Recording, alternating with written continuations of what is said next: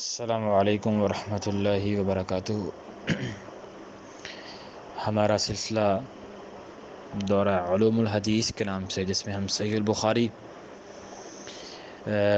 کے اسباق شروع کرنے جا رہے ہیں، اس سے قبل ہمارا سلسلہ چل رہا ہے تعارف مصنف، یعنی کہ امام بخاری رحمہ اللہ کا تعارف۔ تو اس میں دوسرا ہمارا سلسلہ یہاں تک پہنچا کہ امام بخاری رحمہ اللہ کی چند صفات جو ہیں، ان کو صفات تو بہت زیادہ ہیں، لیکن کیونکہ شامل کرنا ایک دو اس لیے ضروری ہے تاکہ بخوبی ہمیں علم ہو سکے کہ وہ کیسی شخصیت تھی۔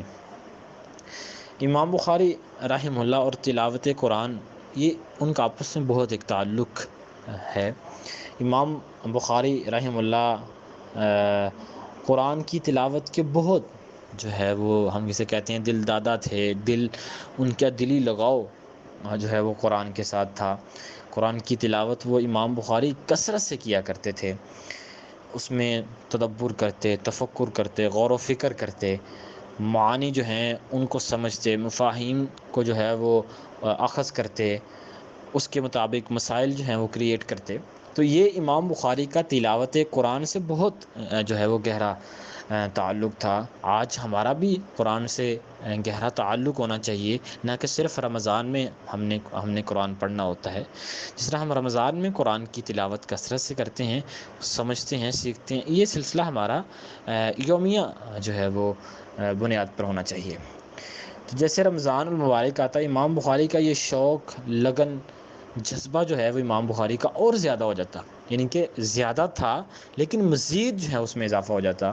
تو قرآن کو سناتے، ہر رکعت میں کم از کم 20 سے 30 آیات جو ہیں وہ امام بخاری تلاوت کرتے، اور اگر کہیں قرآن کوئی پڑھ رہا ہوتا تو اس کو احتراماً سنتے، بڑے احترام سے اور بڑے ایمانی لیول سے جو ہے اس کو سنتے، اس کا احترام کرتے۔ ابن منیر رحمہ اللہ کہتے ہیں کہ امام بخاری ایک دن نماز پڑھا رہے تھے، اور نماز کے دوران ان کی کمر پر، ان کے کپڑوں میں کوئی موذی جو ہے وہ چیز داخل ہو جاتی ہے، جو ان کو کم از کم 16 سے 17 مرتبہ اس نے ڈنگ مارا، جو ہے اس کو ڈسا، لیکن امام بخاری نے اپنی نماز کو جاری رکھا۔ جیسے ہی امام بخاری رحمہ اللہ نماز سے انہوں نے فراغت پائی، نماز سے فارغ ہوئے، اور تو جو حاضرین سے، جو مقتدین تھے، ان سے کہا کہ یہ کون سی چیز ہے جو میرے جسم پر جو ہے وہ ڈس رہی ہے؟ تو لوگوں نے دیکھا وہ ایک موذی چیز تھی جو امام بخاری رحمہ اللہ کو، اس نے اس کے جسم پر 17 مرتبہ جو ہے وہ ڈسا ہوا تھا۔ لیکن امام بخاری رحمہ اللہ نے اتنی تکلیف کے باوجود نماز کے اندر کوئی خلل نہیں آنے دیا۔ یہ تھے ہمارے اسلاف، یہ تھے اسلاف کی نمازیں، یہ تھی اسلاف کا قرآن سے محبت، یہ تھی اسلاف کی نماز میں خضوع خشوع، یہ تھا اسلاف کا اللہ کے حضور جو ہے وہ اس طرح نماز پڑھنا جیسے کہ اللہ کو وہ دیکھ رہے ہیں۔ اگر یہ ایمان نہیں ہے تو گویا کہ اللہ ان کو دیکھ رہا۔ ایسی نمازیں ہیں جن کے بارے میں اللہ تعالیٰ نے قرآن میں کہا کہ قد افلح المؤمنون، کہ مومن فلاح پا گئے۔ کیوں مومن فلاح پا کے؟ ان کی نمازوں میں خضوع ہے، خشوع ہے۔ تو اسلاف کی نمازیں تو ایسی تھیں کہ 17 مرتبہ بھی جو اگر کوئی جانور، کوئی چیز، موذی چیز ڈستی تھی تو انہوں نے اپنی نماز کو نہیں چھوڑا۔ آج ہم معمولی سے معمولی خارش بھی نماز میں کم از کم کوئی 5-10 مرتبہ تو کر ہی لیتے ہیں، لیکن ان کا عالم کیا تھا؟ وہ اتنی تکلیف کے باوجود نماز کو جو ہے وہ کنٹینیو رکھتے۔ تو اللہ ہمیں اسلاف کے مطابق اسلام کو سمجھ کر عمل کرنے کے اللہ ہمیں توفیق دے۔ اب آتا ہے غیبت سے جو ہے وہ اجتناب۔ امام بخاری رحمہ اللہ غیبت سے کس قدر اجتناب کرتے تھے؟ انہوں نے کہا کہ جب سے میں نے حدیث پڑھی، قرآن کو پڑھا کہ غیبت کے بارے میں بہت وعید ذکر ہوئی ہیں، تو امام بخاری کہتے ہیں کہ میں نے اس کے بعد کبھی کسی کی غیبت نہیں کی۔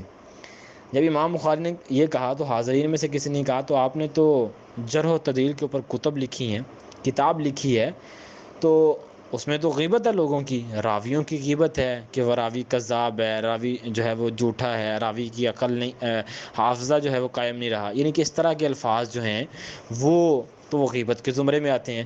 تو امام بخاری رحمہ اللہ نے فرمایا ہے کہ میں اپنی طرف سے کوئی بات نہیں کہتا، میں نے جرح و تعدیل کی کتاب میں جو باتیں بھی لکھی ہیں میں نے اپنی طرف سے کوئی بات نہیں لکھی، وہ جو باتیں ہیں وہ علماء سے نقل ہوئی ہیں۔ اور نبی کریم صلی اللہ علیہ وسلم کا انہوں نے آگے ایک ریفرنس دیا کہ اللہ کے نبی نے بھی ایک آدمی کے بارے کہا تھا کہ وہ قبیلے کا برا انسان ہے۔ تو اس طرح امام بخاری رحمہ اللہ کس قدر جو ہے وہ غیبت سے اجتناب کرتے تھے، کہتے ہیں کہ اس کے بعد میں نے کبھی کسی کی غیبت نہیں کی۔ آج کوئی دعویٰ کر سکتا ہے؟ کبھی نہیں کر سکتا۔ باپ جب یہ دعویٰ کرے کہ میرے مال میں ایک درہم بھی حرام کا اس میں شبہ نہیں ہے، تو پھر بیٹا بھی تو وہ دعویٰ کر سکتا ہے نا کہ میں نے اس کے بعد کبھی کسی کی غیبت نہیں کی۔ یہ بہت بڑا دعویٰ ہے، آج بڑے سے بڑا عالم بھی یہ دعویٰ نہیں کر سکتا۔ دراصل یہ جو رجال کا علم ہے، علم الرجال، راویوں کے اوپر بحث ہوتی ہے، یہ ایک الگ تفصیل ہے۔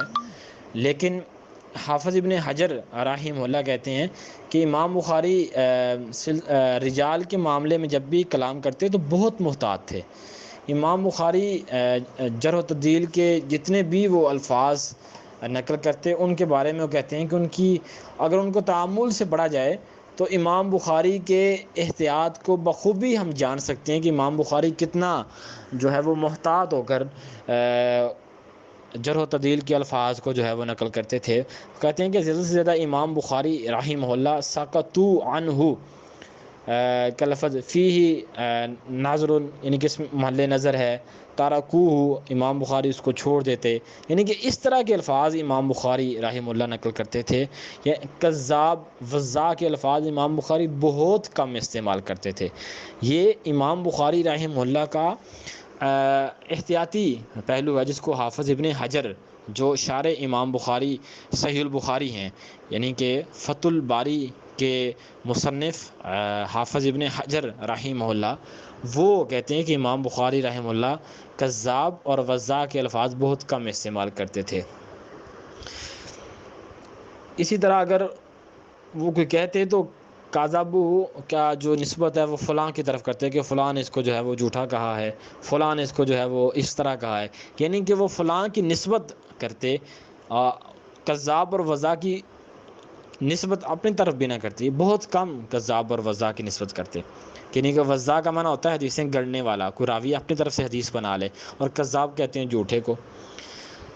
تو اس لیے اگر امام بخاری رحمہ اللہ کی واقعتاً کتب کا مطالعہ کیے جائے تو یہ بات ہمیں خوبی سمجھ آتی ہے کہ امام بخاری رحمہ اللہ کا جو ایک انداز ہے وہ بہت ہی محتاط والا انداز تھا، اور ہمارا بھی آج علماء کا یہی انداز ہونا چاہیے۔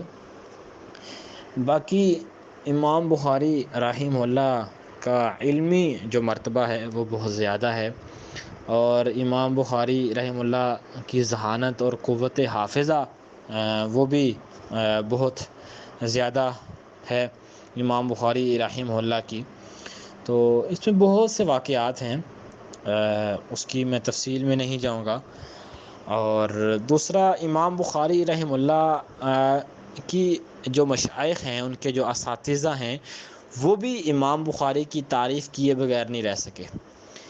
وہ کہتے ہیں کہ اصل چیز وہ ہے جو جس کی اپنے بھی قدر کریں، اغیار بھی قدر کریں۔ اساتذہ بھی امام بخاری کے فن کو تسلیم کرتے تھے، اور جو فقہ حنفی اور فقہ مالکی اور فقہ شافعی جو ہے، یعنی کہ ان کے معاصرین جو ہیں وہ بھی امام بخاری رحمہ اللہ کے فن کو، ان کی علمی مقام کو تسلیم کرتے تھے۔ تو یہ اس بات کی قوی دلیل ہے کہ امام بخاری رحمہ اللہ ایک واقعتاً امیر المؤمنین فی الحدیث اور امیر المحدثین تھے۔ یہ ان کے مقام مرتبے کی دلیل ہے۔ حضرت عبداللہ بن عثمان مروزی جو ہیں وہ بیان کرتے ہیں رحمہ اللہ کہ میں نے اپنی آنکھوں سے امام بخاری سے بڑھ کر کسی کو سمجھدار جوان نہیں دیکھا، یعنی کہ ابھی جوانی کی عمر تھی امام بخاری رحمہ اللہ کی، تو وہ کہتے ہیں کہ میں نے اپنی آنکھوں سے اس سے بڑھ کر کوئی سمجھدار نوجوان نہیں دیکھا۔ یہ کون کہتے ہیں؟ عبداللہ بن عثمان مروزی رحمہ اللہ۔ اس کے بعد ابو مصعب احمد بن ابی بکر کا قول بھی ہمیں ملتا ہے کہ وہ کہتے ہیں کہ میں نے محمد بن اسماعیل سے بڑا کوئی فقیہ اور حدیث میں بصیرت رکھنے والا نہیں دیکھا، حتیٰ کہ احمد بن حنبل سے بھی زیادہ امام بخاری جو ہے وہ فقاہت رکھتے تھے حدیث میں اور بصیرت رکھتے تھے حدیث میں۔ تو یہ بات سن کر جب انہوں نے کہی حضرت مصعب احمد بن ابی بکر نے، تو حاضرین میں سے کسی نے کہا کہ آپ نے تعریف میں مبالغہ کر دی ہے، یعنی کہ آپ نے زیادہ ہی کچھ الفاظ جو ہیں امام بخاری کے بارے کہہ دیے ہیں۔ تو انہوں نے کہا کہ یہ مبالغہ نہیں ہے، بلکہ اگر آپ امام مالک اور امام بخاری دونوں کو پا لیتے ہیں تو یہ کہنے پہ آپ مجبور ہوں گے کہ دونوں حدیث اور فقہ میں برابر ہیں، یعنی کہ امام مالک کا مرتبہ اور امام بخاری رحمہ اللہ جو بھی علم حدیث کی طرف ان کا سفر جاری تھا، تو ابو مصعب احمد بن ابی بکر کہتے ہیں کہ اگر آپ دونوں کو پا لیتے ہیں تو آپ کہنے پہ مجبور ہوں گے کہ دونوں ہی وہ علم حدیث اور فقہ میں برابر ہیں۔ سبحان اللہ، یہ تھا امام بخاری کا مقام مرتبہ مشائخ اور اساتذہ کی نظر میں۔ حضرت قتیبہ بن سعید رحمہ اللہ کہتے ہیں کہ میرے پاس مشرق مغرب سے مطلب لوگ علم حدیث لینے آئے، میرے پاس مغرب سے بھی اور مشرق سے بھی دور دراز سے لوگ یعنی کہ علم حدیث میرے پاس لینے آتے رہے، لیکن میں نے محمد بن اسماعیل جیسا کوئی نہیں دیکھا۔ یعنی کہ امام بخاری رحمہ اللہ کے بارے کہتے ہیں کہ مشرق و مغرب سے علم حدیث لینے آنے والے جو لوگ تھے، طلباء تھے، جو بھی لوگ تھے، ان میں امام بخاری جیسا کوئی بھی نہیں ہے، یعنی کہ امام بخاری ان میں سب سے منفرد ہیں، سب میں منفرد ہیں۔ یہ ہے امام بخاری رحمہ اللہ کا مقام اور مرتبہ۔ اسی طرح اور بھی ہمیں اقوال ملتے ہیں، وہ اس میں جیسا کہ امام احمد بن اسحاق رحمہ اللہ کہتے ہیں کہ جس نے حقیقی فقیہ دیکھنا ہے، جس نے حقیقی فقیہ دیکھنا ہے وہ امام محمد بن اسماعیل کو دیکھ لے۔ یہ کون کہہ رہے ہیں؟ احمد بن اسحاق رحمہ اللہ۔ وہ کہتے ہیں کہ اگر کسی نے دیکھنا ہے فقیہ، حقیقی فقیہ دیکھنا ہے، تو وہ محمد بن اسماعیل یعنی کہ امام بخاری رحمہ اللہ کو دیکھ لے۔